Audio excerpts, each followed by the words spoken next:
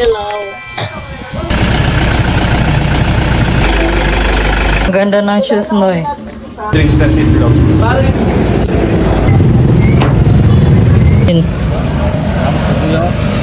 Hello madlang person, for today's video, another day, another vlog na naman tayo ba. Ito nga pala yung ganap namin kahapon madlang person, at ito nga si Victor ay bumili nga pala siya ng pato para i-ano namin sa aming car ba, yung ritual ba, basta pamahiin, basta alam nyo yon yung pang ano sa car. Tapos naman din namin to pinablisingan yung car namin madlang person, doon nga pala namin pinablisingan sa Antipolo, pero kailangan pa rin talaga namin siya anuhan ng pato. At ito na nga pala ang ginawa ni Victor sa pato madlang person, tinanggalan niya pala ng balahibo kasi aanuhin niya na babasa, aanuhin, alam nyo yun yung aanuhin, kasi hindi ko masabi dito, hindi ko alam kung anong term na iaano ko dito kasi baka masipa tayo dito ni Lolo Emba. Ayan na nga madlang person, nireretwala na nga pala ni Victor yung sasakyan, yung gulong, yung labas, yung loob, buong sasakyan madlang person, basta nireretwala niya yan dyan, lahat-lahat. Kakarelate lang talaga ang may alam nito madlang person kung ano ang pinagagawa ni Victor dito sa kanyang sasakyan, basta alam nyo na yun kung ano to. At may bubuksan na naman ako na parcel for today's video madlang person. Ito nga pala yung sapatos ko na inutang ko doon sa Shopee ba. Hindi naman din ito kamahalan madlang person, walang brand, walang tatak, walang kahit na ano, basta mura lang talaga to madlang person. Kumbaga ito pala isang Korean shoes madlang person, hindi ko akalain na ganito kaganda niya ba. Meron pa talaga ipampanlaban itong sapatos na to madlang person ba. At sinubukan ko nga din palang ilakad-lakad sa loob ng bahay madlang person, at aba, hindi mo akalain na mumurahing sapatos lang to ba. Nung kinagabihan nga madlang person, naalis nga pala kami dahil ito kasi si Victor nangako sa mga bata na igagala niya saglit dahil kinabukasan kasi niyan ay maaga ang pasok niya, kaya syempre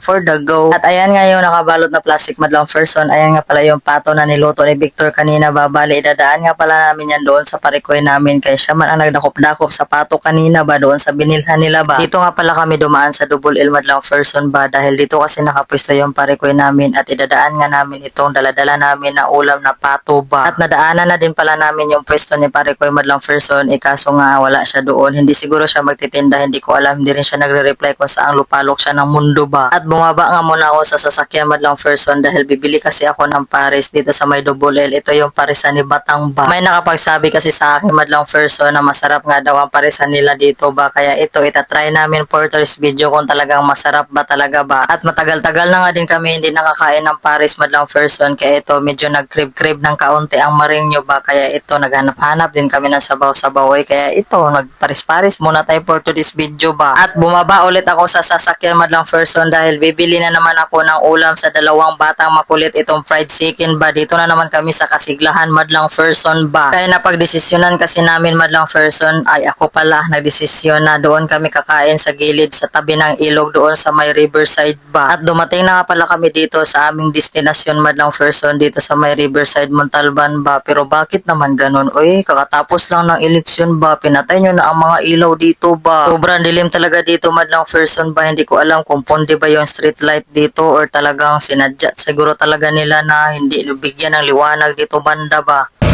Mata? Ha? Kita mata? Chicken magdo daw, Noy.